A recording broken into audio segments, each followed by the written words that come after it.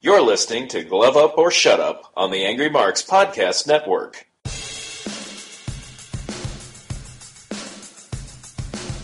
You're listening to Glove Up or Shut Up on AngryMarks.com with Peter H.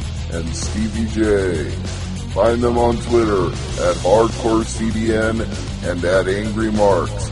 And now, for all news, reviews, and interviews in mixed martial arts, it's time for Glove Up or Shut Up from AngryMarks.com. And welcome everybody to another episode of Glove Up or Shut Up right here at AngryMarks.com. My name is Peter H. and I'm joined once again by my co-host from Omaha, Nebraska, Stevie J. Greetings from the busiest reporter on MMAmania.com. I cover more shows and do more interviews than three men put together. Says that without hyperbole at all, folks. He's been one of the busier guys I know the last, 72 hours or something like that, 96? I would say since Monday last week, I haven't had a day that wasn't absolutely crazy. And you didn't even go to Vegas. And I didn't even go to Vegas. If I had gone to Vegas, I would have lost my flippin' mind. Alright, so to put a highlight on this show, we have a lot of shows to cover that happened this past weekend. And a lot of shows that are happening this weekend. This weekend is like the weekend to have a show if you're in mixed martial arts. Next weekend, Stevie, there's only one show, and it's UFC. That will be a sweet sigh of relief. I'll be so glad for a week where there's just one show to talk about. Do you know where the main event is for next week's show? That's too soon for Betch Correa and Ronda Rousey, so you'll have to tell me. Dillashaw. Oh, that's right.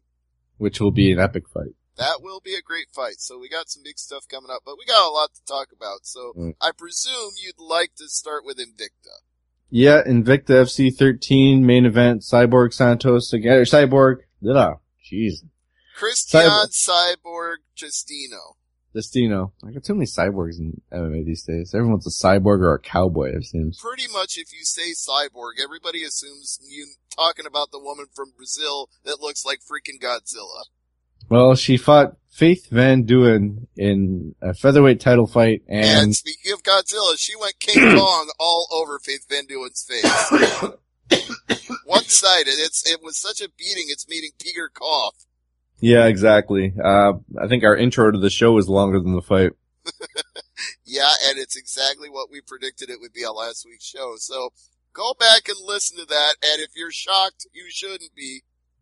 No, 45 seconds all it took, and Did you see the Vegas odds before the fight started? No. Minus 2,500 for Cyborg.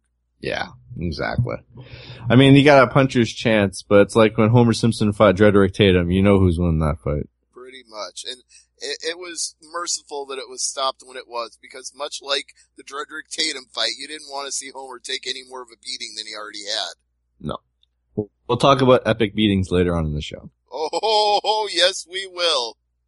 Alright, so we have two other title fights for Invicta. Evinger against Aldana for the vacant bantamweight title, and Evinger TKO in the fourth round at 4:38, so late in the fourth round. And Evinger is your new bantamweight champion for Invicta. One-sided fight the whole way through. I give Irene Aldana credit for heart. She went out there and competed, but she was just totally overwhelmed. Evinger had great takedowns, was mauling her on the ground, had crisp hands standing up, was just lighting up her face. Aldana was outmatched here. I wouldn't say she had a winning moment in any of the previous three rounds before it was finally finished. She had no hope spots. She had no comebacks. Yeah, well, Evinger is in class of her own, and, that's a champion that if you're in that division, look out. Yeah. And she even tried to finish her with an armbar, too. I started laughing because I'm like, oh my god, I predicted this. She's trying to be the new Ronda Rousey. and that, I guess that was the one notable thing that Aldana did. It was she did tap out to the armbar. And that was a sick looking armbar. It looked like she was going to rip her arm off. Yeah, well, Evinger's got a sweet armbar. Not as patented as Rousey, but it's still pretty good. Right. And you knew it was bad because on the commentary team, Julie Kenzie and TJ DeSantis were talking about ligament damage and torn muscles. You're like, okay, they think that arm was ripped out of the socket. Yeah. We move on to the third title fight on Fight Pass, and it was Ayaka Hamasaki against Hiroshi Tabushio, and split decision for Hamasaki, 48-47, 47-48, and 49-46. So a very tight fight here, and... Not really. Really? One judge was smoking crack, the other two knew what they were talking about. So this wasn't a 3-2 fight, like? No, not really. Erika Tabushio had maybe one good round early on. The rest of the time, Hamasaki was just taking her down and holding her down. It was honestly boring as watching paint dry. So basically it was the Ben Askren fight. No, Ben Askren's more exciting than this. Not saying something. Alright, so other than that, any other highlights for you on the Invicta show? Oh, yeah. Did you see the opening fight with Shafir? No, I missed that one. Okay, she's one of the 4 horsewomen, and they're making a big deal out of how she's a training partner with Ronda Rousey, and she's so great at judo, and she's been a judo competitor all her life, and they send out this girl named Lee Brock to fight her. Basically, the thinking here is they're feeding her to the wolves, because this is one of the 4 horsewomen, so they're going to make a star out of her, and she gets finished in like 40 seconds. Down goes Shafir. So the horsewomen are human. Yeah, all except for Rousey, they all are. Well, I mean, it's one fight. Well, I mean, no, she's actually, not going to get cut. This was like her redemption fight because she was already 0-1. Now she's 0-2. Ooh. So 0-2, you lose 3 in a row. You're basically writing your own way out the door there. And oof, a horsewoman that's that angry at 0-2. I wouldn't want to be that opponent. Yeah, although you got to give it up to Lee Brock because she had some very fluid and crisp striking for a woman who was sent out there probably to be a tomato can, and instead she tomatoed her opponent. That would have been a fight that would have been interesting to see the fight odds on. Yeah, I don't remember what they were, but I'm pretty sure that Shafir was the favorite. Alright, so let's move on to the big show that happened this past weekend. UFC 189 on pay-per-view. Chad Money Mendez against Conor McGregor for the interim featherweight title. Okay, I have to tell you about the experience before I tell you about the fight. Okay. I went to a bar here in Omaha called the Fox and Hound. I went a couple hours before the pay-per-view started thinking, that's plenty enough ahead of time. This place has never been packed to the rafters. It's been full, but I've always been able to get a seat. No, 2 hours before the show, there were only 2 seats left in the bar. That was the level of excitement. This fight captured the public interest, and it got more crowded, and it got louder, and the service went downhill because there weren't enough people to keep up with it. I don't blame them. I understand. I'm not mad about it. I'm just saying they were completely swamped. I only got my drink refilled 1 time in 4 hours, but I didn't even care about it because it was such an epic card. I'd say from the Matt Brown fight on, it just kept getting better and better and better and better. And by the time that main event rolled around, people around me, mostly drunk I might add, were just losing their minds. You should have heard these people. This is the first time in my life I've actually heard Irish racism. People were screaming things like, yeah, Mendez, kick that potato eater's ass. I'm like, where am I and what's going on? Irish racism in 2015. Oh boy. And of course, I couldn't resist getting in a dig at the end of the fight. I yelled, I made sure I wasn't seen, but I yelled, the potato eater just kicked his ass! Well, there's a good Polish joke someone put on Twitter, and someone said, it looks like the Irishman made pancakes out of him made potato pancakes out of him. He made latke out of him, he made latke. Yeah. Yeah, he sure did. It's that left hook when he got up from the submission attempt. Wow. He just blew up Mendez. He was done. He went down, he crumpled, he covered up. Mendez had no chance. Up to that point, I mean, right up to the point he got rocked, Mendez was clearly ahead in the fight, and that quick, it was over. Well, how was the food at this venue? You said the drinks were slow, but how was the food? Burger was awesome. Garlic fries were awesome. I have no complaints about the food. If you follow Stevie on Facebook, there was a picture of like a very cheesy burger. Was that from the venue? Yes, it was. Okay. That was the SOB burger, which was bacon and blue cheese and onion straws. Jesus. It was delicious. Well, the Conor McGregor fight, he didn't look perfect. Mendes did exploit some flaws in McGregor's game plan, but he took him down. We all expected this would happen. Just like Seaver didn't look what happened. Mm-hmm. But the problem I had was, did you notice, and I'm talking about this in just a sec, but Mendes wasn't Mendes for the start of the second round. No, this is what I said. This is why I predicted Conor McGregor. I'm like, I go back and listen. I said this before last week. If Mendes had a full camp, if he had all his cardio and 12 weeks training and got ready for the fight like a real fight would, then okay, I'd give Mendes a chance, but he wasn't going to have his full cardio. But that's not what I was talking about. His cardio wasn't the issue. What are you talking about? He broke his thumb.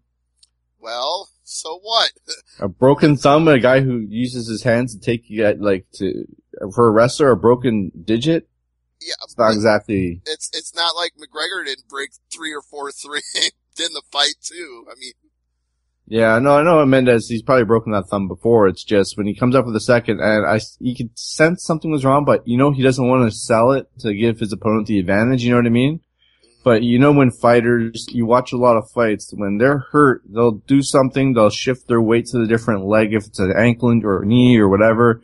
Something was amiss, and I couldn't really tell what it was, but that second round, the cardio was okay. But his game plan changed in the second round, and Mendes even says after the fight, he made a critical mistake, and around the midway part of that second round, and McGregor took advantage, and then boom. Well, the critical mistake he made was he went too hard for the submission attempt. He got too high up. He let McGregor slip out the back door, and you could see Mendes was huffing and puffing when he got up. I was like, oh crap, he's tired. He's in trouble now. And he was too slow to react, and that sweet, sweet left crunched him right in the face. Wait a minute. Let me just recap this. So, guy gets in a submission. He can't finish the fight. They go back to his standing base, and the guy gets knocked out. Didn't we just see this in Bellator? Yes, as a matter of fact, yes. Wow. The same script. Interesting. Yeah, go figure. But they needed this win very badly for UFC. Somebody called it the $40 million gamble. I don't know about the numbers. I don't know the math. I'm not privy to that information. But if it was a $40 million gamble, it paid off, because now you've got Aldo and McGregor to unify the featherweight titles, and that's going to be huge. And speaking of gambles, did they ever confirm that bet was made between McGregor and Dana White? It was all publicity. They never actually made the bet.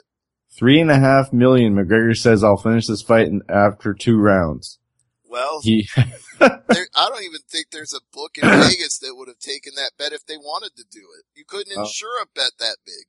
He did it with 3 seconds left on the clock. Yes, he did. But all I could say is, man, the reaction at the bar, the reaction in Vegas, according to people who were there, the reaction outside the MGM Grand, it just seems like it was the biggest deal ever. Like, if there were 15,000 people in the MGM Grand, 10,000 of them must have been from Ireland. And all I heard about was people with Conor McGregor beards wearing Conor McGregor suits. Apparently people treated it like WrestleMania. They dressed up like Undertaker and Ric Flair, except they were Conor McGregor. There was like 1,000 Conor McGregors in the crowd for the fight. Or maybe in the past you would see like fans with a GSP headband.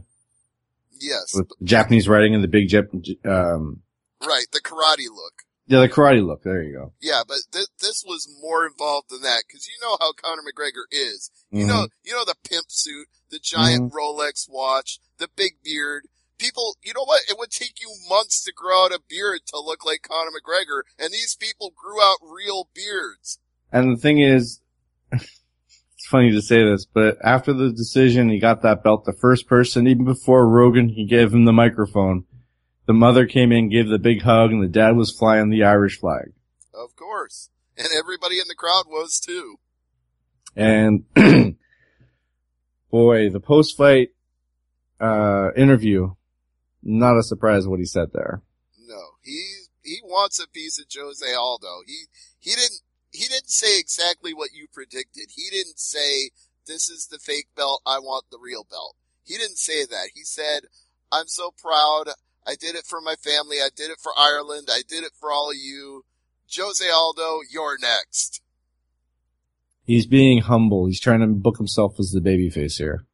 Well, he was to this crowd.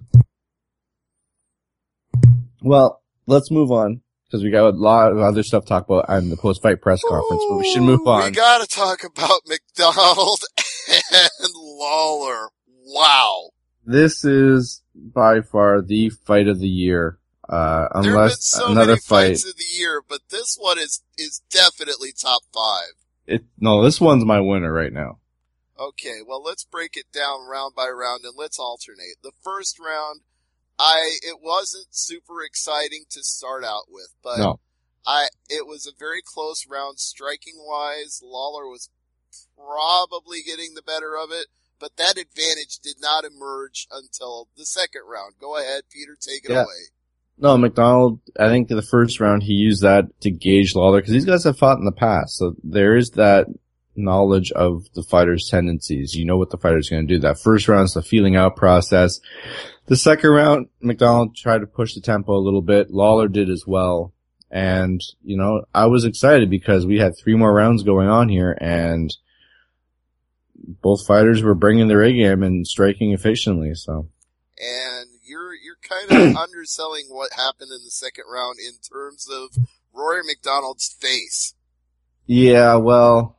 Let's say it's graphic, and that's an understatement, because Lawler was hitting him so effectively with the jab and the hook that his nose started to dissolve.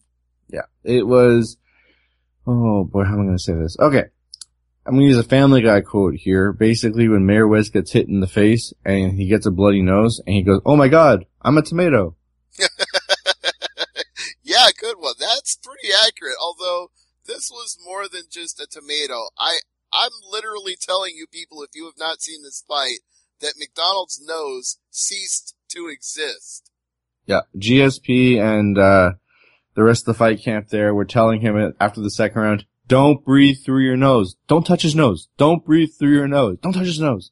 Okay, we get it. Don't touch his nose. We get it. Right. And you're thinking this is not going well for McDonald, and he's in big trouble here. And then in the third round, he lands one of the best head kicks I've ever seen. Wham! And Lawler is stumbling around, and I jumped out of my seat at the bar because I was super excited. I'm like, oh my God, he's gonna win the title. Go, Rory, go, Aries, go. I'm just losing my mind, yelling. I'm screaming at the big screen in front of me, and he's pouring it on, and he's pouring it on, and he's pouring it on. Whoop! Horn saves Lawler. Oh man! If that kick happened a minute and a half earlier, that fight we'd have a stopped. new champion right now. The fourth round, both fighters go just crazy. Like you hurt me, sorry. You hurt me, I hurt you. And they were going back and forth, and the fourth round was very fast and furious. And the after first 3 minutes I give to McDonald, the last 2 I give to Lawler. So I actually had Rory at least in a 2-2 tie at this point, because I gave him the fourth round. I had it the same way. I had it 2 rounds each. I was looking forward to the fifth round. And according to the judges' scorecards, now you might not believe this, No, Steve, I heard Dave Meltzer say this. The judges had McDonald up 3-1. And on all 3 cards.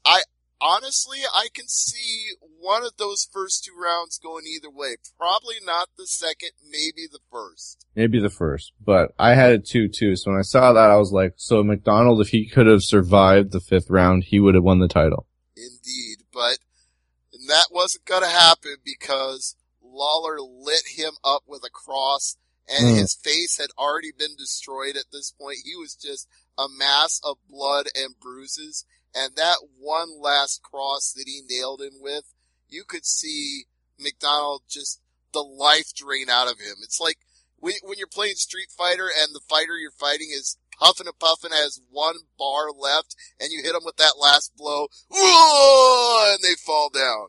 That's what it was. He hit him with that one last punch when his life bar was depleted, and McDonald just fell to his knees in a heap, and Lawler immediately jumped on, poured on shots. It was well, over. he got 2 shots in before the ref stopped it. It wasn't that bad. I'm not saying that it was excessive, but he was not gonna let go until it was stopped. He was like, yeah. I got him now. And he made sure he got him. Yeah, it was 1 minute of the 5th fight. round. What an epic fight.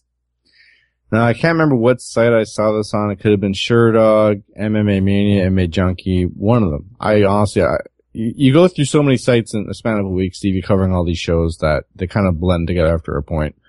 But there's a gif of McDonald after the fight trying to get up. And the blood is just pouring down his face, right? And McCarthy is there. I think it was McCarthy. Was it McCarthy or was it Herb Dean? I don't remember the referee off the top of my head. I think it was McCarthy. Yeah, I think it was McCarthy. So McCarthy's on one side and member of the Nevada State Athletic Commission's on the other. And they plug up his nose, the top of his nose, try to stop the bleeding. And the look on McDonald's face is like, the expression I would say... It was McCarthy. Go on. the expression I would come up with for this would be, the wheels are turning, but no one's home. Well, what's even more amazing is that Robbie Lawler was really in no better shape than Rory McDonald. He's trying to do the post-fight interview, and one of those kicks, and I assume it was a kick, because that was the best blows that McDonald landed was his high kicks, but one of those kicks split his lip open, and as Lawler is trying to do the interview, his lip is coming apart. Like, one part of the lip is moving and the other is just hanging there. Yeah, it was pretty gruesome. But going back to McDonald, he tried to sit up and then he just crumpled again to the ground. And I tweeted you this because the McGregor-Mendez fight, the intros, you know, the lead up, the last second build before the fight. Right. There's some lag. We didn't even mention that they had singers there. They had a country guy for Chad Mendez. They had Sinead O'Connor for Conor McGregor. And they had this big stage that they bought from the Grammys to lift the singers up as the entrances were going on. They made a very theatrical production out of this. Sorry, go on. If you could hear the country song, I applaud you, because all I heard was the Irish fans trying to hijack it with soccer chants. Yes, yes, yes. But before the singers started their thing, I tweeted you saying, uh-oh, and I retweeted one of the reporters live in the arena saying, they just stretchered McDonald out of the arena. Yeah. So that was bad. And this is just before the epic IMAX screen on the octagon floor. Yeah. He did not show up at the post-fight. He was not there to talk to reporters, and nobody blamed him for that. And then you see this is unintentionally hilarious. Somebody at the hospital took a picture of Lawler and McDonald together in their hospital beds, and right behind them on the wall in the emergency room says, please, no photos. Oh, I didn't see that part. Yeah, there was a sign on the wall that said, please, no photos. That's funny. Someone put that picture up, and with the caption is, oh good, Lawler after his fight went and visited some kids in the hospital. Oh my god, that's McDonald. Yeah. I'm gonna defer to Dave Meltzer again. What he said may be the truth, and we'll just have to wait and see. Quote, after a fight like that, I'd retire. Unquote. Really? Yeah, McDonald, I mean, that's a life-changing fight. He gave the best performance of his life and still came out on the losing end of a beating. And like you said, he was so close. He nearly won the title. To have it snatched away from him and to take that kind of beating in the process. I mean, if he had survived that last 5 minutes and become the champion, he could say it was all worth it. But can you really come back and fight again after a fight like that? He probably will, but if he retired, who would blame him? Well, he is definitely not going to be fighting on any upcoming shows. He does have a broken nose and a broken foot. So he broke his foot, I guess, Probably on the throwing head. those ridiculous kicks. Yeah, so Lawler's head got in the way of his foot. Oh, if he's out a year, it wouldn't shock me. Well, he's out until 2016. The medical suspensions were released, and I don't expect him to fight in 2015. That if he does, that's a mistake. Was it 180 days? How long was Something it? like that. So I believe it was 180 days. But you know, some fighters they'll. Yeah, well, I don't think he's coming back before that. At least 6 months. I'd say a full year before we see him. Yeah. Well. I mean, they got to rebuild his freaking nose. Yeah, it's true. I mean, he's gonna have trouble blowing his nose for the next couple of months. But. At least. And as speaking of things that will completely destroy your face, how about the flying knee from Jeremy Stevens? Sorry, say that again. Speaking of things that will completely destroy your face, Yeah. How about the flying knee from Jeremy Yeah. Stevens? No, you're right. I heard it and I was like, did he just say what I think he just said? No, that was one of the sweetest flying knees I've ever seen. It was an epic one.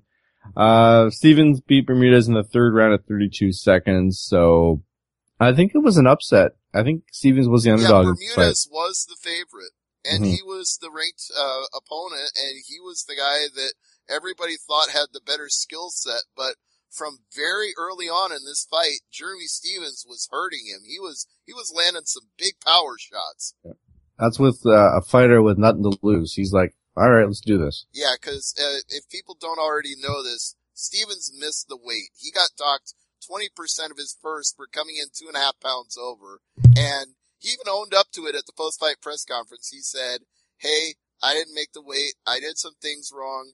They gave me a pay cut. I took it like a man, and I went out there and fought. Was it 20 or was it 30? It was 20%. Now, I'm going to do a little bit of a segue here because we're halfway through the main card. What was your impression of the new and improved brand identity of the UFC? I had my concerns about it going in because of the way the deal is tiered and how fighters are getting paid and the sponsorships they'll lose as a result of it. Mm-hmm. But I must confess, I do like how it looks. I like the uniforms. I like how clear it is. Mm-hmm. One guy's shorts are mostly black. One guy's shorts are mostly white. So you got a distinct visual look for the opponents.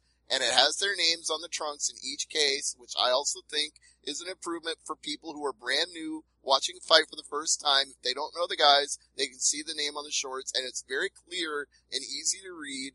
And it seems visually more professional is the word I will say.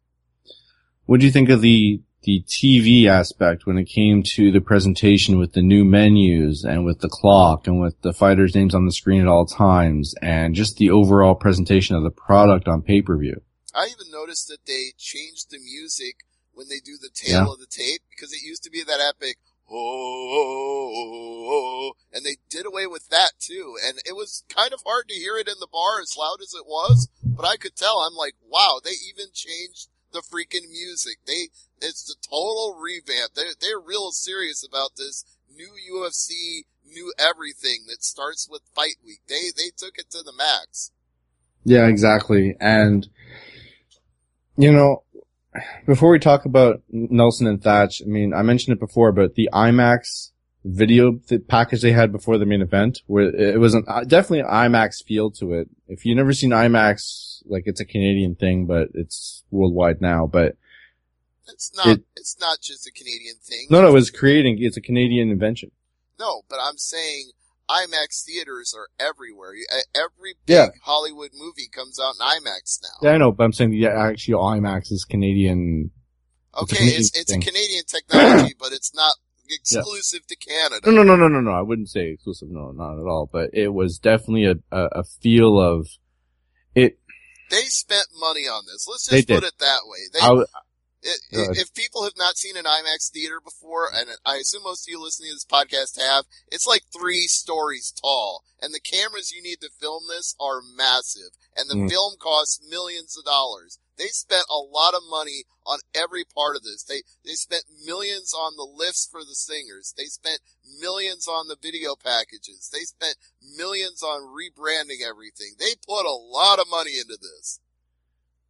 It reminded me of, now obviously, being Canadian, I'm going to do the hockey reference, but if you ever see a game at the Air Canada Center for Toronto, but the best visual that I could think of is the Montreal Canadiens.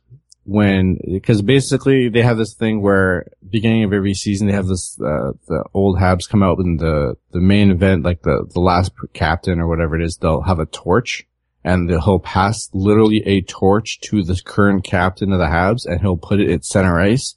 And that moment that the torch is placed at center ice, the whole, ice just basically lights up in a wall of fire.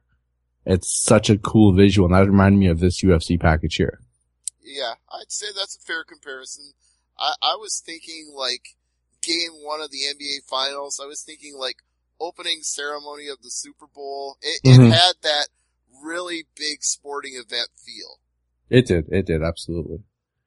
Let's move on to Gunnar Nelson, Brendan Thatch, with Nelson winning via rear naked choke at 254 in the very first round. He was pretty much the hometown fighter here because he trains with Connor in Dublin, and all these fans from Ireland knew it, so they were going nuts. Yeah, exactly. And, Gunnar definitely increases value in the rankings with this fight. Yeah, well, how much did he move up in the rankings? Do you know? I don't have the rankings. Frank, give me 1 second. I will, then I will tell you since you asked so nicely. Gunnar Nelson moves up 4 spots to 11. We're going to talk about rankings in the news because it's that top story there we definitely have to talk about when it comes to rankings. Very big name breaks into the welterweight rankings after Sunday, but we'll get to that. All right, so let's move on to the next fight here. And this fight was... oh man, there's so many different ways I could say this. Interesting. Brad Pickett had a chance here. He did hurt Thomas Almeida in the first round. Yeah, Almeida was definitely on his back foot there, but when it comes to flying knees, how can you compare this one to Stevens? Because that flying knee by Almeida was pretty good too. Yeah. There were so many fights here that anybody could have gotten the fight bonus for, and only a few people actually did. It's a crying shame, but yeah, that knee that Almeida hit it with, but it wasn't, the difference here was with Stevens, it was considered a technical knockout because it was stopped after he followed up on it, but with Almeida, his was so good, it was a walk-off home run. It was like, nope, fight's over right now. You just knocked him the heck out. Yeah, it was definitely his version of a home run derby. It was. Brad Pickett, sorry to see you go, brother, but that's the way the cookie crumbles, and you crumbled. Okay, so the prelims had Matt Brown and Tim Means. Matt Brown on the prelims. All right. I get why we've always talked about this, where they want to put a main event of decent caliber on the prelims, and Matt Brown wins via submission guillotine choke in the first round with 16 seconds left in the round. The thing with Matt Brown is that he says he basically rebranded himself with this win. Yeah, his post-fight press conference interview was, I lost some momentum. Things hadn't been going my way. I had to go out and prove that I still belong at the top of this division.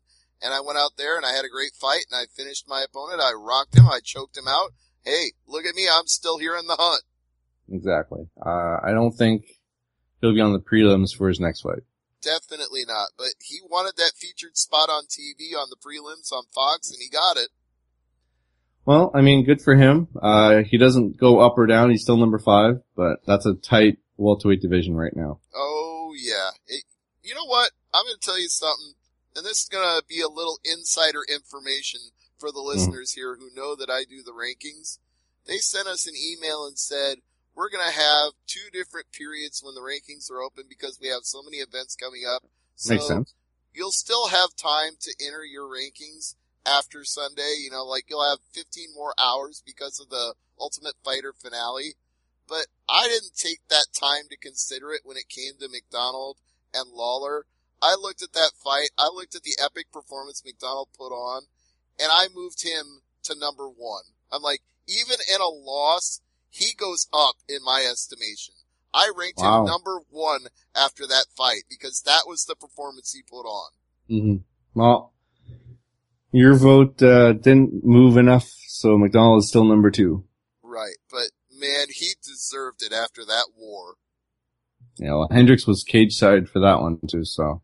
Yeah, so that's a very interesting position right now for Johnny Hendricks to be in because he and Robbie Lawler are looking like they're headed to a third fight now. Ugh. You're not a fan of it, but hey, they're tied in rounds 1. They've each won 5 rounds apiece out of the 10 they've fought, so you gotta break this tie somehow. The last 5 fights were all decisions. The one I noticed was Cody Garbrandt against Henry Briones, and it was the fight of guys who love tattoos. Yeah, I suppose you could call it that. It's like, okay, Galdebrandt, he's got the sleeves on each arm, the big chest tattoo here, tattoo there. It's like, geez, are you spending all your win money on tattoos, buddy? I mean, I know people say, like, I don't have any tattoos. Look at Conor McGregor. Look at all the tattoos he has. True, or CM Punk, for example. But, like, I don't have any tattoos. I'm a blank canvas, as some people say. But there's no more canvas on that guy. If there is, we don't know where it is. I mean, he loves his tattoos. All right, well, here's my takeaways from the prelims, and it wasn't tattoos. Although, you might say that Alex Garcia tattooed Mike Swick, but that was just with his fist. Swick looked like a guy who hadn't fought in 2 years. He just was not on Garcia's level. Another takeaway I have from the prelims was Cathal Pendred finally loses a boring fight. He's been winning a lot of them, but this time Howard out-Cathal. And the other thing I take away from the prelims is that the fist is an unfortunate nickname for a fighter. Is it Fister? Yes. Cody the Fist Fister. That's just unfortunate. Yeah, wow. Yeah, I have no comment to that. So let's move on to the Ultimate Fighter finale. Alright, so, oh boy. Main event was Stephen Thompson against Jake Ellenberger, and did Thompson ever knock Ellenberger into this next week here? Yeah, and it's not like Ellenberger didn't have a chance early. He landed a power shot that had Wonderboy reeling. He had to bicycle and recover, but then once he got his legs back under him, he spun around and hit a beautiful kick, and you could see Ellenberger was stunned, and you're thinking, okay, he's going to rush him, he's going to strike with him. And instead, he hit another spin kick that was even better and knocked Ellenberger the heck out. And then you followed up with some punches, the ref dives in, fight over. And that vaults Stephen Thompson all the way from unranked to number 9. Mm-hmm. Ellenberger moves down 3 spots to 12. Now, we speculated about this last week. Does Ellenberger get cut here? No, he's still ranked in the top 15. It's a loss and a win. It's not, I mean, yeah, it's more of a statement fight for Thompson to prove that he's arrived. I don't think Ellenberger gets cut just yet. But his next fight's important to the point where another loss would, Another loss could drop him out of the rankings. No. Alright, so you're the Ultimate Fighter expert for this season. Explain the welterweight tournament final here between Usman and Hassan. Well, Haider Hassan was the Blackzilian killer for American Top Team. He was their ace in the hole. Every time they needed to pull out a big win, they called on Haider Hassan because he has really, really heavy hands and was just capable of putting out anybody at any time. And Kamaru Usman was one of the guys on the Blackzilians who looked strong throughout the season and just seemed to have an incredible skill set, but maybe not fully polished yet as a fighter, you know. Guys, they always look different from the Ultimate Fighter to the actual fights they have in UFC because sometimes you get guys that are still learning as they're on the show. You know what I'm saying? So this was a fight where the guy that had evolved more since the season ended, however many months ago they filmed it, Usman was the guy who had evolved more, because Hassan was already a good fighter from the amateur circuit coming into the show and was the Blackzilian killer as noted, but Usman just was slicker than that. He just improved more faster and was not getting rocked by Hassan to the degree that he was in trouble. And then when he would get the takedowns, and they were frequent, he would look for openings. And finally he got one about, 90 seconds, 80 seconds into the second round and choked him out. Second round, minute 19, Usman wins. So there was another fight. Sorry, 1 second. Yeah, there was another losing my voice fight today. between the two teams. It was Michael Graves from Top Team versus Vicente Luque from the Blackzilians. But Usman and Hassan was the grand prize fight. That was the one where $300,000 and a Harley Davidson was on the line. So my takeaway is that it's all a big wash now, because American Top Team won the season, the actual TV show, but the Blackzilians, they won the finale. So nobody really gains anything. It's a tie. It's a wash.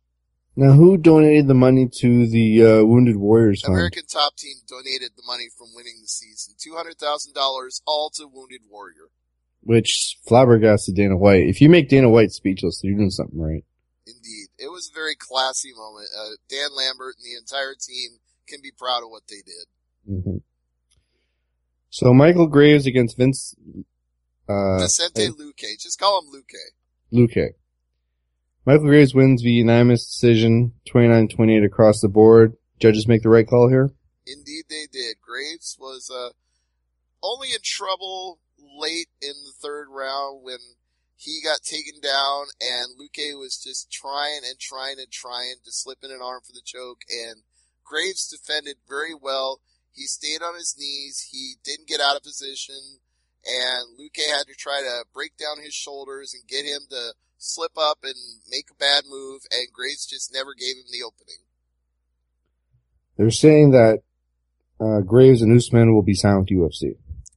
They should be. Yeah. Graves had one of the greatest performances in the history of Ultimate Fighter. He was getting absolutely wrecked by Jason Jackson, and the ref didn't stop the fight. And some people say that he should have, but he came back from nearly being destroyed to choke out Jackson and win the fight and tie it up for Top Team, because they had been down for pretty much the entire season up to that point, and he tied it up 300 all with that come from behind win. So Graves was probably getting a contract either way, but winning this fight on the main card, he definitely does. We have two fighters on the main card who will probably be on UFC's roster. Hassan and Luque, perhaps, but is there anybody else from this season you could see in UFC? Well, I wouldn't be surprised with at least 5 or 6 of the guys from the show finding their way into UFC. I would expect like Carrington Banks and Andrews Nakahara and Felipe Portela and Valder Arujo. If they all made it onto the main roster or, fought on a fight night, I wouldn't be shocked. Mm-hmm. Let's move on to Jorge Masvidal against Cesar Ferrer. Okay. Well, it was a fight that Gamebred won.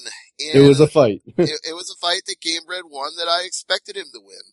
Yeah. And it was two fighters, one moving down in weight, one moving up in weight, and apparently it was too big of a cut for Cesar Mutanch to make because he just got destroyed by a KO.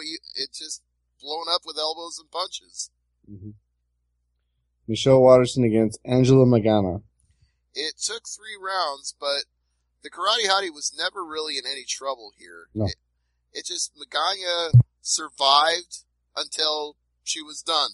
Got choked out, and that's a wrap. And that's what they wanted. They wanted the Karate Hottie to make a big debut in UFC, and they're probably looking to get rid of Magana. So they got everything they wanted out of that fight. And by the time you get up out of your seat, walk to an exit, by the time you get to the entrance exit before you go in to go buy a beer, Maximo Blanco beat Mike De La Torre. Do you have a problem with the stoppage? No. You don't? You're protecting the fighter. Okay. Normally I'm the one who comes down on the side of the referee, did the right thing. It's always the referee's call. Mm-hmm. I'm not so sure Eve Levine didn't botch this one. Really? I'm not sure that De La Torre was really that hurt. 16 seconds is a short amount of time. And De La Torre was very quickly back to his feet. Now, John Anik claimed that he was wobbling, but the camera wasn't on him. We didn't see it. If that's the case, it was a good call, but it didn't look like De La Torre was completely out of it. It was so quick, the camera missed it, but the referees in the cage, Anik is cage side, they have a better view than we got, so. I'm saying it's probably the right call, but yeah. it didn't look like the right call. Well, maybe they'll rematch them and settle it again. Well, I don't know if you do that because these guys didn't even have a fight at featherweight. Yeah. So, I don't know. If you can get both guys to make weight, that's fine. But other than that, I don't know because, I mean, a good thing for Blanco that he, much like Jeremy Stevens, we said earlier, good thing he won the fight considering he didn't make weight. Mm-hmm. The prelims are very interesting, in my opinion. There was 2 fights. Yeah, there's only 2 fights I want to focus on. We'll see if they're the same ones. Josh Saman against Kayla Magaharis. Wow. Okay. No. No. Caio Magalhães. Magalhães. Is that the one you're thinking about? That was one of the 2. And Sam. Trevor Smith. Oh, sorry. No, I wasn't going to talk about hot sauce. You can talk about hot sauce if you want to. But no, Salmon just absolutely dominated Magalhães. That was a vicious rear naked choke. I almost thought Magalhães was going to just go to sleep. It was that tight. Yeah, well, it was pretty epic, actually. The other fight I was going to talk about was Willie Gates and Daryl Montague because Willie Gates, after he got the knockout, said, Dana White, give me that bonus. I got 6 kids to feed. Ooh. Okay, that's a new one. Well, if he has 6 kids, he could probably use the money. That's true. I was thinking Trevor Smith and returning Dan Miller, though. Yeah. You know, because Dan Miller coming back, you think, okay, he's been away for a while. Let's see what he's up. Let's see what his game is like now. Much like Mike Swick, he looks like a guy who hadn't fought in a couple of years. Yeah, 30-25, 30-25, and 30-26. Not the scores Miller was thinking about here. They were giving out a lot of 10-8s on this card early in that Sullivan fight. Let me just read the scores to you people who are listening to our show right now.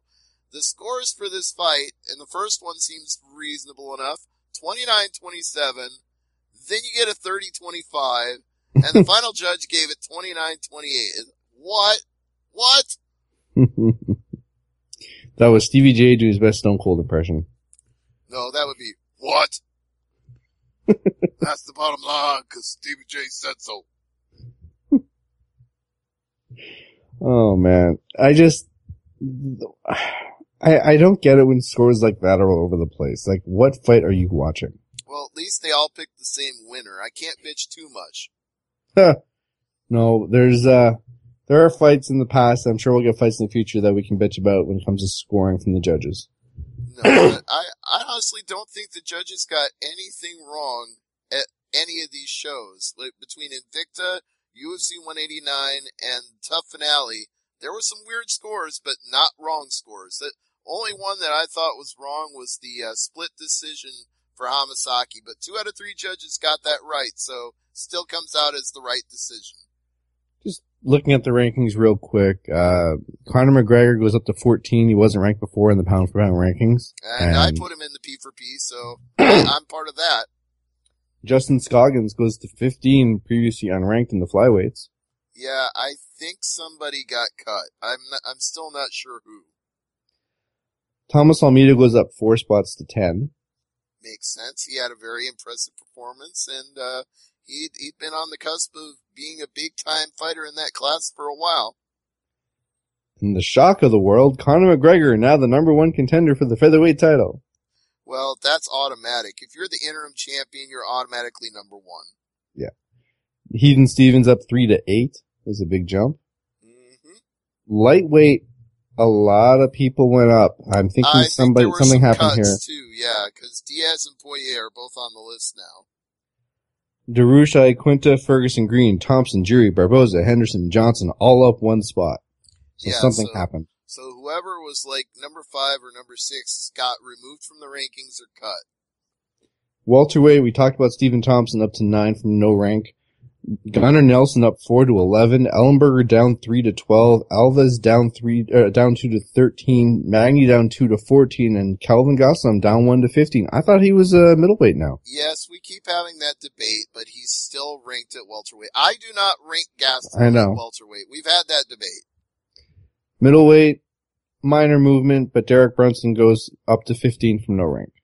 Right.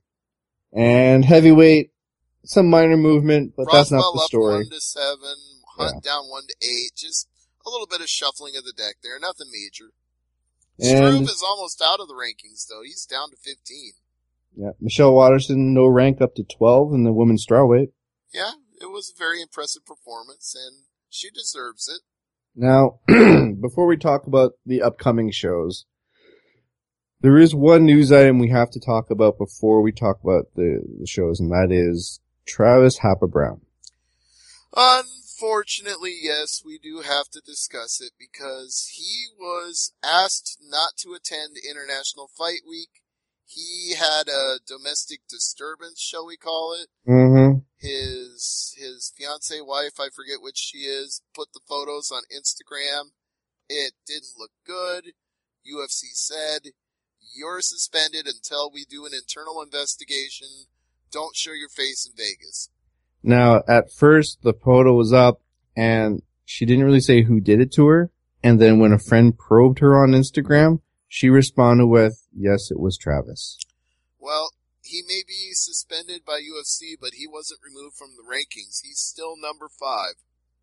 Yeah, that could change by Wednesday. We'll have that could change by before this podcast finishes on Wednesday night. This could finish before the Frank Mir Todd Duffy fight. Yeah, that's what I'm trying to say. Is by the time we rank those fights from that card, he may not be on the list. Yeah, it's a sticky situation. It's very scary to think that someone couldn't separate 200+ pound heavyweight fighter beating up on a woman is not a pretty visual. No. If innocent till proven guilty, that's the big mantra when it comes to stuff, when it comes to legal stuff, especially domestic violence. You want to make sure all your ducks are in a row and that, you don't want to say something that's not true. But if this is true, he did it, he's scum. If he did it, he's done. I don't think he'll fight in UFC ever again. Dana White doesn't really have much tolerance for people who have domestic violence issues in their past. Right. I mean, there's a proven track record of that in UFC. Yeah, he's cut people over it before. He's not playing with that, and he doesn't want that reputation for UFC, and I applaud him for that. It's like, if you're going to use violence, use it in the cage against your opponent, not against your family. Yeah. And we're not talking, we'll cut you, we'll see you in 6 months. These fighters get cut, don't let the door hit you on the way out, and we'll never see you again. That's it. Oh. It's a very clear-cut policy, and that's why they said they're investigating it. They have a private investigator team that looks into these things, and if you are found to have done what they think you've done, then you're done. Mm-hmm. Well, famously say time will tell on this one. I'm sure we'll talk about it more next week, but for right now, he is still ranked at number 5, but any future fight he was in the plans for to advance his ranking or even to fight in UFC are definitely been put on ice right now. Which is a shame too, because he was one of those guys bubbling his way up to possibly getting a title shot, and now he's maybe done with UFC. You know what? It's going to cost him huge. If he did what we think he did, he's got nobody to blame for himself but the fact that he let his career slip through his fingers. Now, does Bellator take a shot at him? I'm kind of afraid of that. I told you this before when we were discussing it off the air. I said that they'll spin it if they do, because they'll talk about how everybody deserves a second chance. It's what you hear when World Series of Fighting and Bellator sign guys that have checkered histories and problematic records. And yeah, there is that argument that everybody deserves a second chance, but you don't want to be known as the organization that hires people that are damaged goods because they got cut from UFC for violence or criminal activity. You know, do you really want to be that league? I don't want that for Bellator. I don't want that for World Series of Fighting. I don't want them to be the place that fighters go when they have too sordid of a past for UFC. I don't want that. Yeah, I mean, he's, 4-2 in his last 6 fights, lost to Verdum and Arlovsky. I mean, the Arlovsky fight was really good. I mean, he's still proving himself that he has gas in the tank. He's still a fighter who can win, but now it's a different type of fight. They would love it because he would probably go in there and, with due respect to the guys they have right now, he would probably wreck Volkov and Minikov and Kongo and anybody they put in there with him. They would have to be salivating for the opportunity to sign him. I just don't know if this turns out to be true. I wouldn't. The point I have a problem with is, would he even get licensed? I mean, the commission might. Again, that's the whole redemption thing. You know, if he's convicted of anything and serves his time, they might say you get a second chance. But who knows, if he's convicted, he could be gone for a long time. Yeah. All right. I mean, if he's convicted domestic violence, I don't know if it's a state by state thing or if it's a federal thing, but I'm sure there's a lengthy jail sentence on that. Every state's different. So we'll see with that, but we do have to mention that because it does influence what's going to happen in the main event of the show, the fight night in San Diego, California, Todd Duffy and Frank Mir. Yep, listen to our show last week for the predictions. So, just to recap, I think I had Mir and you had Duffy on that one. The odds makers have Duffy too. Mm-hmm. And Josh Thompson and Tony Ferguson, that's an interesting fight as well. Yes, it'll shake things up in the lightweight division, and I still have Ferguson in that fight. As I recall, so did you. Yes, I did. Don, did you hear what Tony Ferguson said this week, though? You've been waiting to tell me this the whole show, so spill the beans. What did El Cucuy say? Rafael Dos Anjos doesn't want to fight me now. Oh, really? Where'd he get this conclusion from? I don't know. It's probably one too many shots to the head. I don't think that's a good fight for him. If he wins this fight at the fight night, do you book him against the champ? I mean, I don't know. Is Ferguson ready for a title shot? No. He's nowhere close to ready. He's number 11. Seriously now. Yeah. Give me some more fights that could show that he's ready for that. I mean, yeah, okay, beating the guy that's ranked 2 spots ahead of you, that's a nice move up, but I want to see him beat, Michael Johnson or Eddie Alvarez. Give me a fight that really proves it. Him saying Rafael Dos Anjos doesn't want to fight me right now bluster. Sounds like he graduated from the Chael Sonnen School of Booking. Yeah, that's why I said bluster. That's the word for it. Yeah, bluster's a good word for that. I was just no, he's full of it, but more power to him. He's got us talking about it.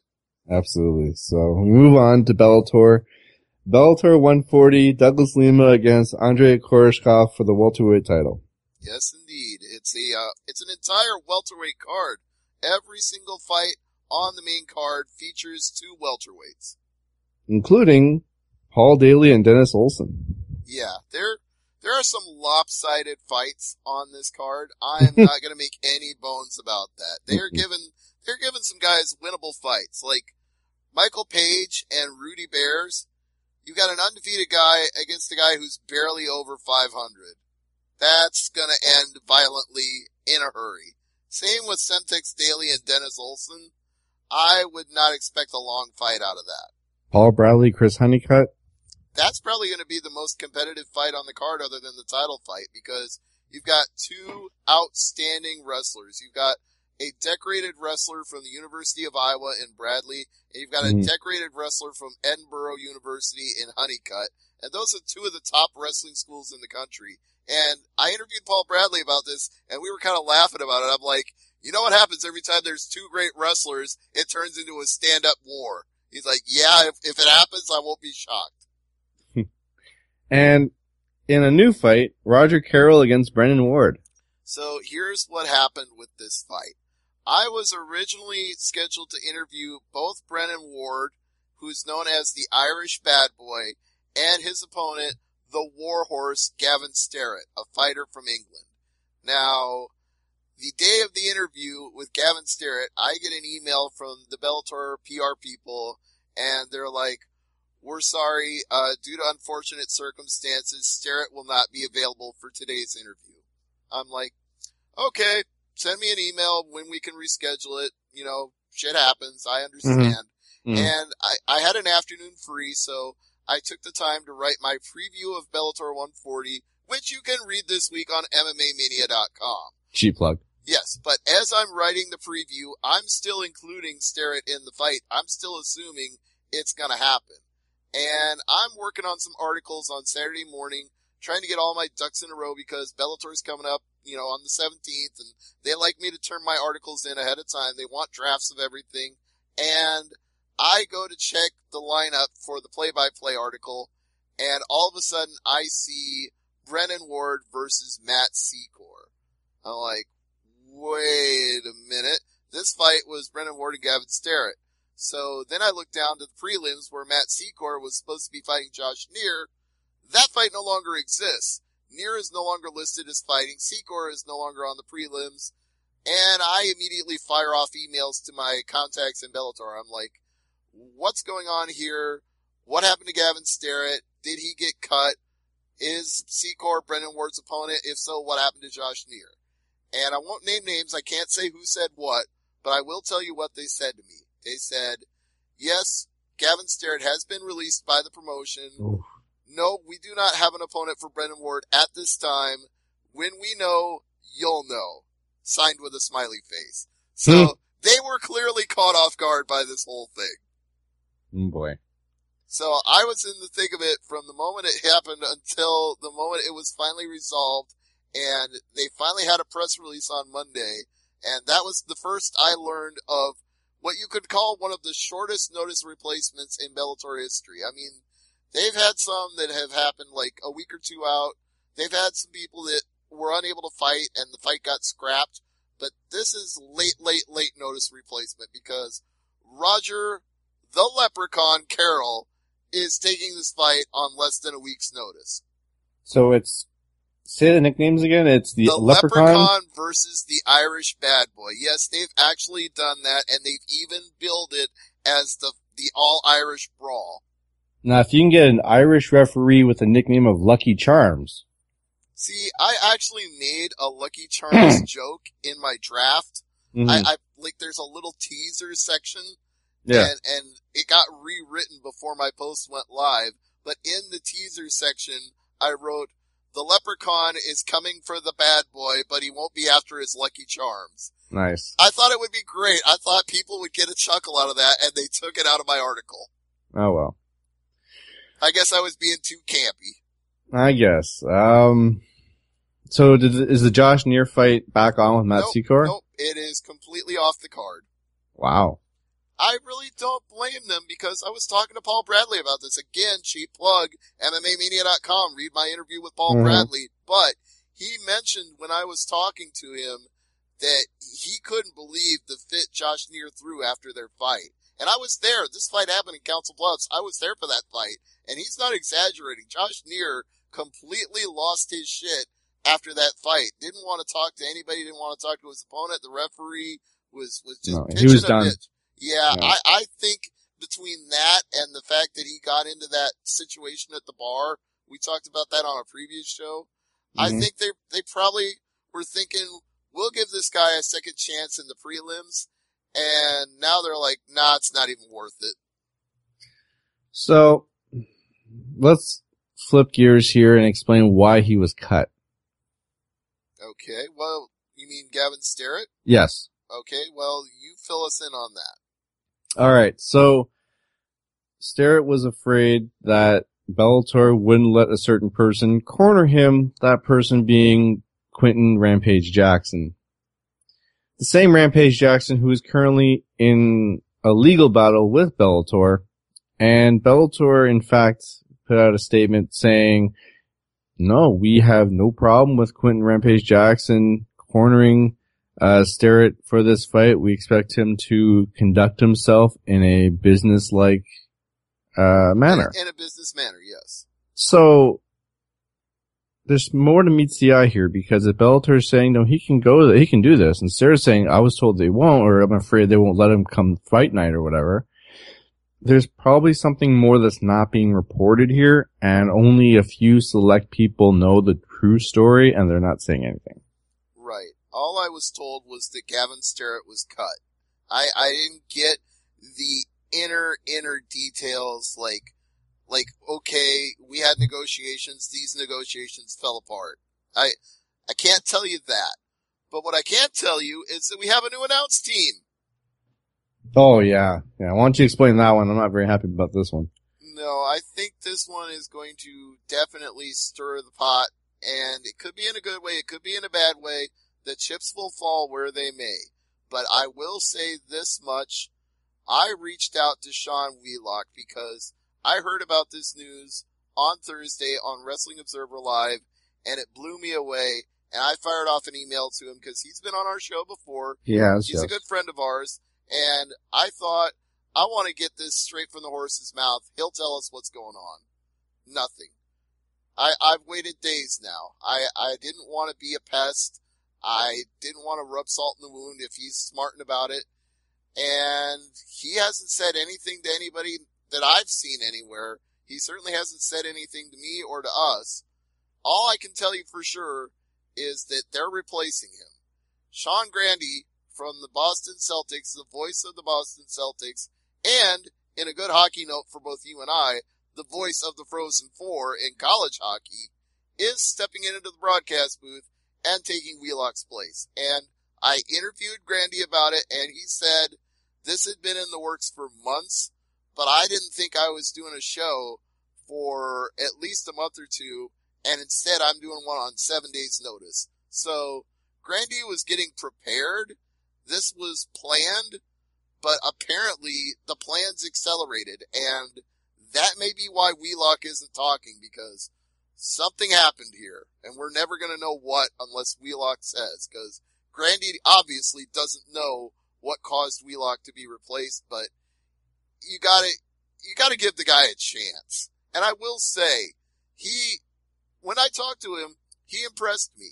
He has a very passionate, he's very motivated about covering sports in a passionate way. He doesn't want to do a half-assed job at any sport he covers. And I'm willing to give him a chance for that. It may be his first time calling MMA, but he's been doing his research. He made some good jokes while I was talking to him. He talked about Ben Askren being boring. He got a good laugh out of me, so he said he should get a vote in the Wrestling Observer for Worst Announcer of the Year. Got a laugh out of me for that, too. You know, I like this guy. I'm not saying I'm thrilled that we don't know why Sean Wheelock got replaced, and there's no good reason for him to be replaced, but I'm willing to give the new guy a chance. Yeah, Scott Coker went on Twitter and said, huge thank you to Sean Wheelock for all that he's done with Bellator. Wish him nothing but the best in his future endeavors. And Sean Grandy said much the same to me. He said, you couldn't ask for a better guy to learn how to call this sport from than Sean Wheelock. So he wasn't in any way classless or disrespectful about it. He was very humble and gracious, saying that if he's half as good as Sean Wheelock, he'll be happy. According to the report, Coker said the company wanted to go in another direction with its commentary.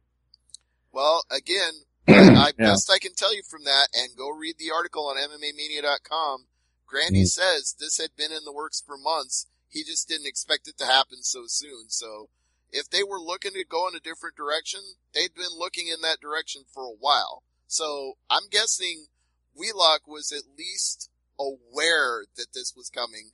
maybe just not this fast. Grande on Twitter, the first, tip of the hat, I guess you could say, was he put out a tweet saying, does anyone know how to say warrior or soldier in Latin? And then in brackets, asking for a friend. Yeah, that was the very first teaser, and I saw that on his tweets right after it got mentioned on Observer Live, so I sent him a message right away. I'm like, can you confirm this? Can we talk? And he sent me a private message. I sent him an email, back and forth, yada yada, bada bing, bada boom, and all I can say is I could have gone ahead and called him, but he said, it's not official yet. I need to dot the I's, cross the T's.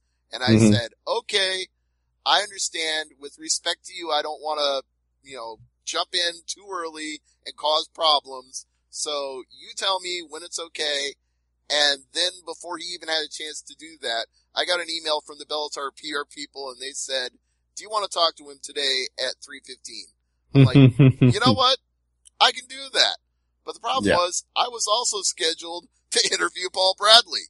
And they started calling me for Paul Bradley while I was still on the phone with Grandy. I'm not saying that's their fault. I'm not saying that's a problem. It's just it was going to be a tight schedule. And Grandy is a talker. He's very, this is why he's going to be good if people give him a chance, because he loves to talk. So if people want to hear his stories, they can listen to my interview with him. It's up right now.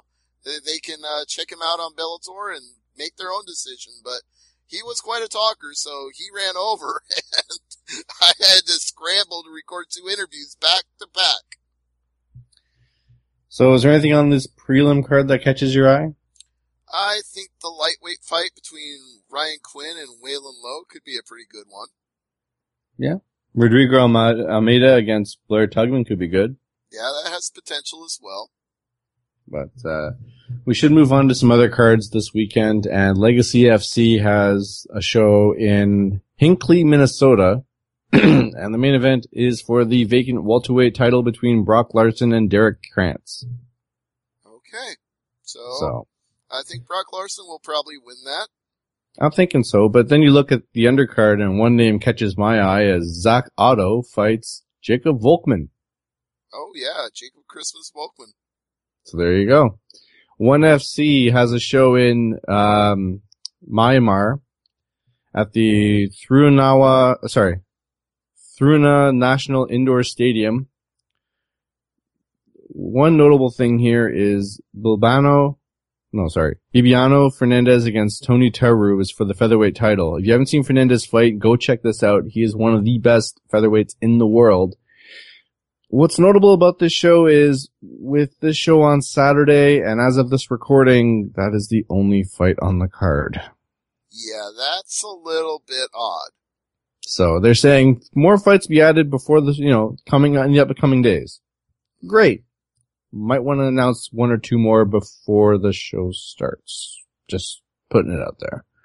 It reminds me of an ECW pay-per-view back when it was under control by WWE, where it was December to Dismember, and up until the show, they only booked the main event and the opening match. And that was it for a 3-hour show. And it ended up being one of the worst pay-per-views of all time. It was only a 2-hour and 10-minute show, but they only had 2 matches booked before bell time.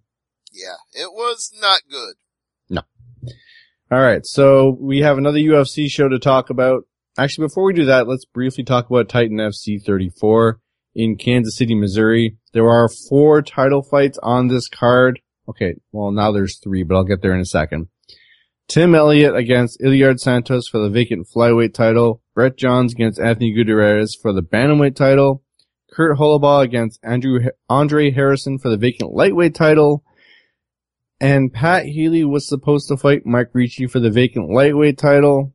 This was supposed to be a very epic fight because both these fighters are red hot, and I think 1 or 2 wins after winning this title would put them on UFC's radar. Ricci had to pull out of the fight this week due to a right hand injury. He injured some ligaments in his right hand, so the doctors have pulled him out of that fight. So we don't know at this time if Healy would be going for the title against somebody else or they're pushing the fight back. We don't know, but still a good show for Titan FC in Kansas City on July the 18th. And their debut on UFC Fight Pass. Absolutely. So if you have Fight Pass, go check this out. Indeed.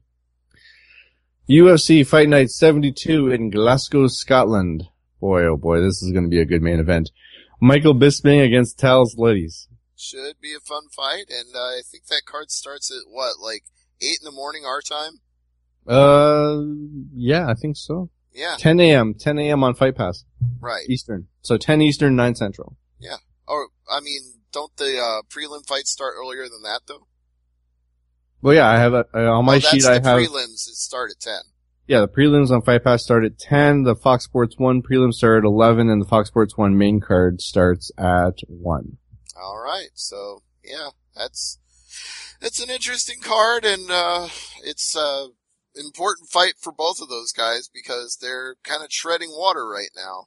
There are a couple of names on this fight card. I mean, you got Bisping Liddies on top. Evan Dunham against Ross Pearson should be good. Prelim down the list there on Fox Sports 1, you got Hans Stringer against, Ilari Latifi, which has potential to be the fight of the night. Yeah. I'd say the Calderwood fight is probably an important one for her. Yeah, I would definitely put that up there against Courtney Casey, but Marcus Brimage against Jimmy Rivera is on the Fight Pass prelims. Yeah. Marcus Brimage. Really? He's kind of been in a backslide lately. He's lost 3 of his last 4. If you lose on the Fight Pass prelims and you've lost 3 of your last 4, I don't know, man. Yeah. Because they're looking to cut people with the influx of talent they're bringing in on a daily or monthly basis, it seems. Well, speaking of people that are in trouble, Melnichuk, if he loses, that's 3 in a row for him, and he's on the Fight Pass too. Yeah, and Chris De La Roca is not exactly a tomato can. No. No, just no. Just no. So, Melnichuk could be in big trouble here. One on the main card was Leonardo Mafra against Stevie Ray. That one, I'm not saying it's main event or main card material. I'm just surprised to see it on the main card. Well, they gotta fill it out with something, right? Yeah. Yeah, it's Fight Pass. It's a fight night in Scotland, so they're gonna be filling it with different countries. They're trying to make it more international, but they usually stock it up with Scottish, Irish, English. Well, that's how Calderwood got on this card, cause she's from Irvine, Scotland, so. Oh, she'll get the hometown pop for sure. Yeah, big time. Yeah. Now I wonder, you know what they should do? I know Ireland and Scotland, I mean, not exactly friends, but why not have Conor McGregor just do like a cameo? Just, hey, by the way, look who's front row right now. You know he will be. Yeah, I would. I'd put him there for sure.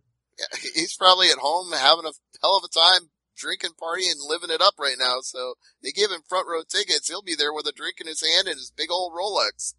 Oh, come on. He wasn't drinking after that fight. Come on now. Yeah, who in Vegas wasn't drinking after that fight?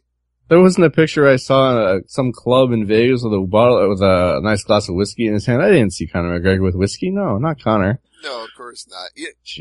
One of my favorite stories is that our friend Brian Alvarez was in the crowd. He wasn't in the press box. He wasn't in press row. He was in the crowd for the fight. And people were so excited when Conor won that somebody took his hat off and threw it in the air. Somebody else gave him a hug. People were throwing their drinks in the air. Brian said, quote, "I am soaking in beer right now." And this is while he's recording the show with Dave, because apparently every Irishman around him threw their drinks in the air. But I like that hat. Oh. I'm sure he got it back, but he was soaked in beer before he could catch it. So here's the news of the week. Some notes from the post-fight press conference. Dana White says the Conor Aldo fight for the unification bout, it will be in Vegas. So not exactly neutral territory, judging by this last week's show. No. And he said, as a bonus, if Conor wins and unifies the title, he can get his next title defense at a stadium in Ireland. Ooh, good incentive there. Yeah, big incentive, because they got a soccer stadium that can hold like 60, 70,000 people, however much it is, but it's big. Now, pardon my French for this next one, but Dana White also said, I'm not fucking talking about Jose Aldo. Don't even ask me about his injury or any of that shit. Yes, he was very profane. Yes. I don't think he believes certain people, like, in the management camp. He has nothing against Aldo or his family, but there's an issue there with either the management or commissions or something, but Dana White wasn't happy. and Yao seems to be a very testy relationship. Best word I can think of. They're adversarial. Yeah. All right. We talked about Matt Brown. We talked about Rory. Did we mention that there were some people saying, like, will he ever be the same? Yeah, I said that. I said he might retire from this beating. Yeah. It not that I think he will, but you couldn't blame him. Yeah. Conor McGregor and Uriah Faber will be the next coaches for Ultimate Fighter. It'll be USA versus Europe format, and this is a double story. There's more to this story than meets the eye. There is, but the season will debut September 9th, and I think filming starts next month. I think filming started backstage on Thursday. So here's what happened. If you haven't already heard it, people, they bumped into each other in the hallway getting ready for the weigh-ins. They being Uriah Faber and Conor McGregor. And Faber was trying to be friendly, I guess, and make a little bit of a joke out of it and tussle McGregor's hair and like shadow box with him. And McGregor is like super amped up because he's about to go out there and weigh in for a title fight. He's been through a very difficult month, 2 months, 3 months. He's had to do all these media appearances. He's had to do the world tour. He had a change of opponents 2 weeks out.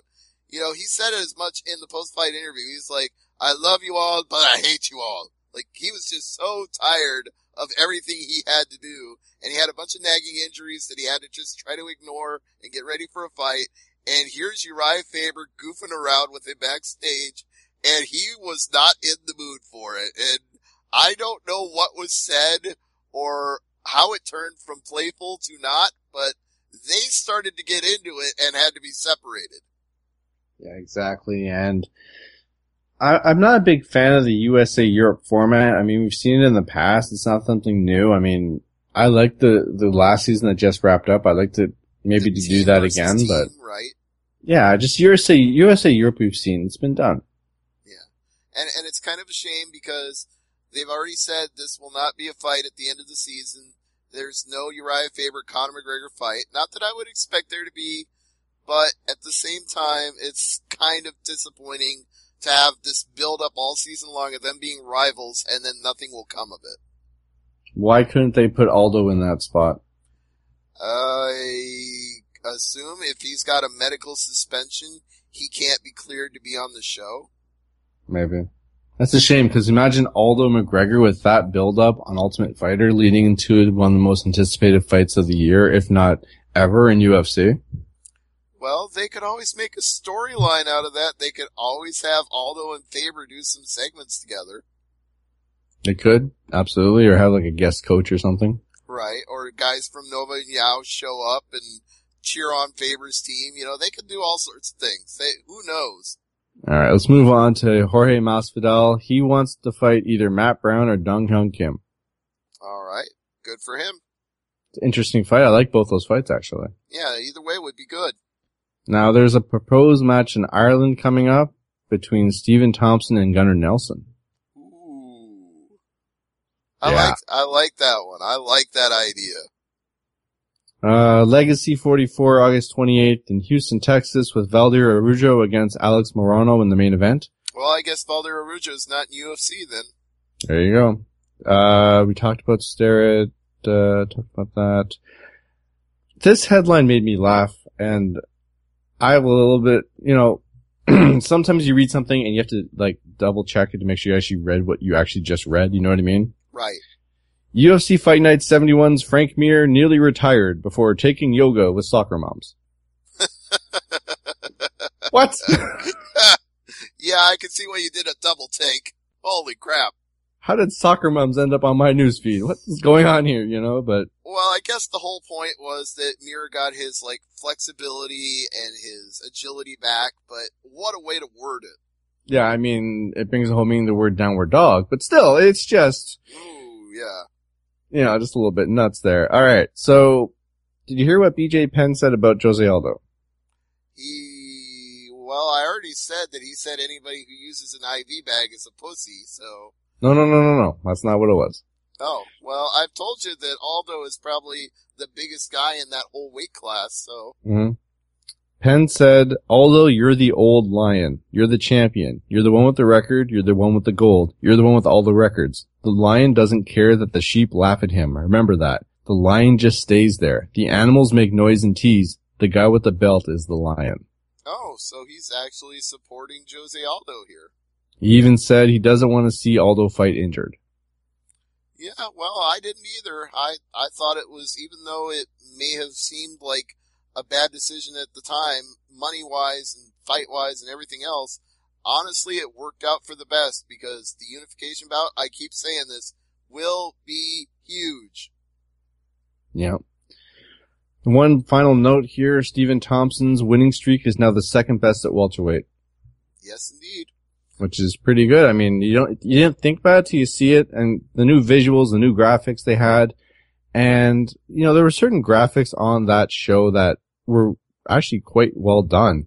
But there was one about a certain fighter who they talked about Ronda Rousey's last 5 opponents, and they had the country and the names of the fighters, and I was like, they've actually been running that video package for a while. well, it must have, with the 5 fighters, like they actually had them listed with the country? Yeah. Okay. And the quotes, you hear them saying what they were going to do to Rousey. Yeah, they've been running that one for a bit. Okay. It's a good package. I mean, nothing wrong with the production value. I mean, it's UFC. They're very well versed in production tactics, but they did list one of Ronda Rousey's opponents as being American when she's actually, Canadian. That's Alexis Davis. Well, maybe they're going by where she trains out of as opposed to where she resides. Because, they do that with a lot of guys. Like when they introduced Ellen Berger on Sunday, they said, fighting out of blah, blah, blah, California by way of Omaha, Nebraska. Well, they listed, they list your fighting city first. Who came back? Mike Swick.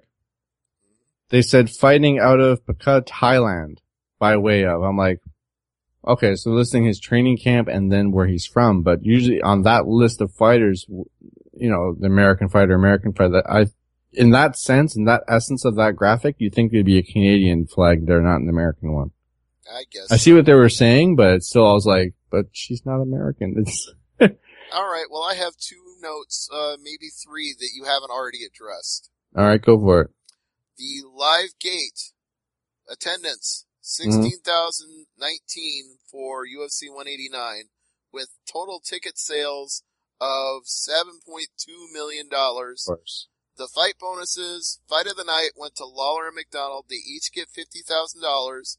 Performance of the night bonuses go to Conor McGregor and Thomas Almeida, $50,000 each. Well, yeah, I have no problem with that. It's $50,000 for McDonald, probably pay his medical bills. Oh, and the fight purses, if you're interested, the biggest fight payout for one person was Conor McGregor got a cool $500,000, as did Chad Mendez. That doesn't include a win bonus. That was win or lose. They each got a $500,000. Ooh. Wow. They obviously expected this fight to do a big gate, and it did a big gate, so they got rewarded for it. $500,000 for 10 minutes work. Indeed. So, wow. I'm in the wrong business. Chad can't be too sad about that. He took it on 2 weeks' notice and he gets a $500,000. I'm in the wrong business. Aren't we all? Jeez. Oh, and Robbie Lawler got $300,000, including $150,000 of a win bonus. I'm assuming they made this up to him on the back end, but McDonald is reported as only making $59,000. Yeah, that doesn't sound right. Yeah, there's got to be some extra stuff they're paying him on the side. Yeah, it's yeah. I mean, I really hope he comes back, but that first fight will definitely be telling if Aries is back or if does that fight. He's like, you know what, my heart's not in it anymore. Like he could take this loss and be morally defeated, and he's very young to think about retirement, but he might be one of those guys who maybe takes a year off and tries to recenter themselves. Indeed. Oh, so. One more note. Mm-hmm. Biggest weigh-ins ever. Oh yeah, I saw the pictures. The fire marshals were banning people. Yeah. Oh man. It's weigh-ins. Nothing happens except for the pull apart between Mendes and McGregor, and you can see that on free on Xbox or UFC or YouTube or any sports show you watch. I mean, you don't have to be there in person to see it. You don't, but I'll tell you this from going to Vegas for fights, it is part of the experience to be there in the crowd when the fighters weigh in. It makes it part of the whole package. Fair enough. It's like going to WrestleMania. You go to the Hall of Fame the night before. It's just what you do. Okay. All right, so that's going to do it this week. What's on tap for Thursday night AMP? We're going to have on Rob McCarran from Shake Them Ropes, good friend of yours and mine from Wrestling Observer. He'll be there on the show. Mm-hmm. And we may have a former Tough Enough winner on the show as well. Really? You got Maven? No, I'm not going to say who. You can guess all you want. All I'm going to say is we may have a former Tough Enough winner. There's a lot of different people that could be. Yeah, if you haven't heard the stories, look up Maven, what he's been up to lately, and that's why I did that joke, because he wants nothing to do with the wrestling business. Actually, he just did an appearance at a wrestling show. Did he really? Yeah, go look it up on YouTube. There's a video.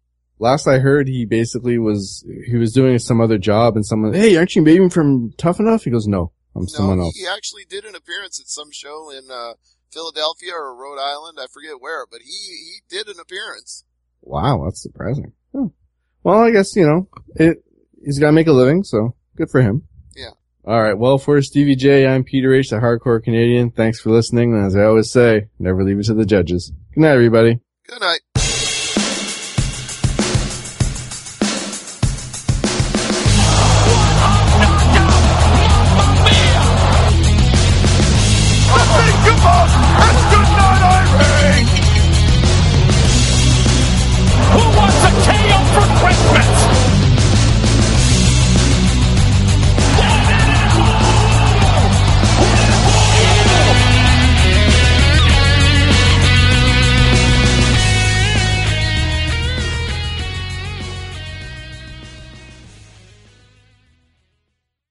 You're listening to Glove Up or Shut Up on the Angry Marks Podcast Network.